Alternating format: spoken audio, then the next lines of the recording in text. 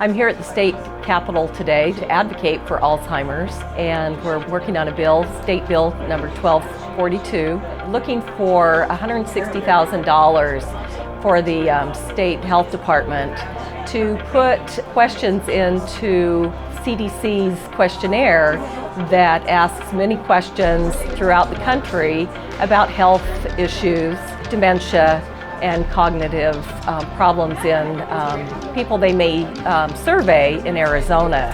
And in the process, that will help provide more care for these people, more awareness. It's all about awareness. Most everyone in their life is going to be affected by Alzheimer's. But I am emotional because my grandmother died. So education is key to helping prevent and helping find the cure for this disease.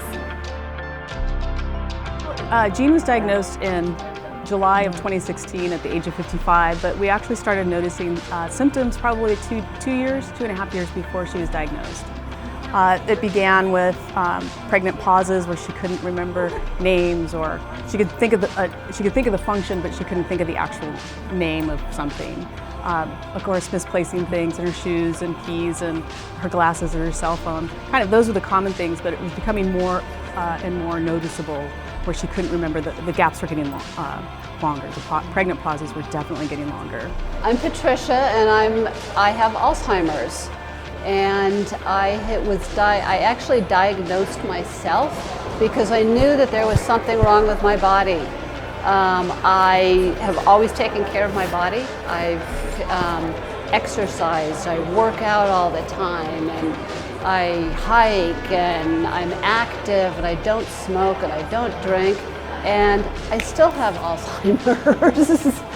So it was tough. It was tough getting that diagnosis. I had also worked in memory care units, so I knew what those symptoms were.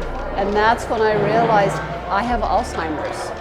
But you know what? I'm on medication now. It is a huge difference than when I was. So the earlier you get it, get the medication. It might be a little tough, you know, because some of the medications are harsh, but when you find a good one, it'll change your life. It really will, because I got some medications that felt like a cloud was gone, and I suddenly could talk again, and it was amazing. It was really amazing. So I'm hoping that I'll be able to live and still keep partying and having fun and traveling, and hopefully it will stay. My Alzheimer's story begins quite a few years ago with a coworker. I'm a registered nurse by profession, and I worked with a nurse that husband was diagnosed with early onset Alzheimer's, and that was back in the early 1990s. And I went through the struggles that she had. We started the first Alzheimer's walk in Arizona. We did the first aid station, and it was very small then. And he passed away after about 8 years of having the disease. And then my grandfather started having symptoms and was diagnosed with Alzheimer's, and he was here in Arizona, and he passed away. His wife took care of him at home with caregivers. And 2013, my mother was diagnosed with Alzheimer's, and she was able to stay home with my dad in his care in a small town in Utah, and he tried his best to take care of her. And in this small town, there was no care homes for Alzheimer's patients. There was no secure place for her, as he was unable to take care of her anymore. And he moved her down here to Chandler to a care facility where she's receiving wonderful care.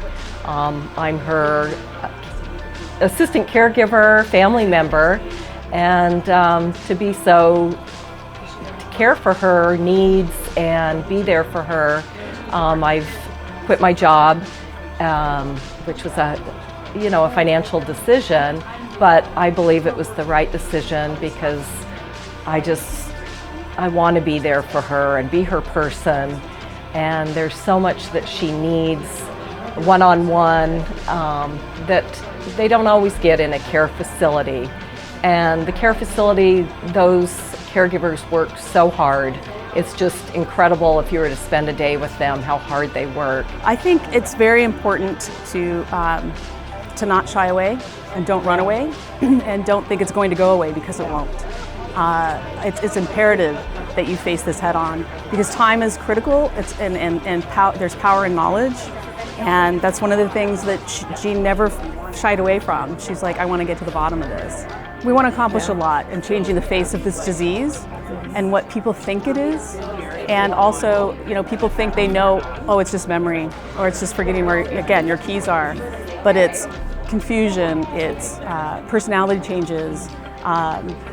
There's so much more to this disease than what people think. And we want to raise awareness of what it really is. We're a team. Yeah.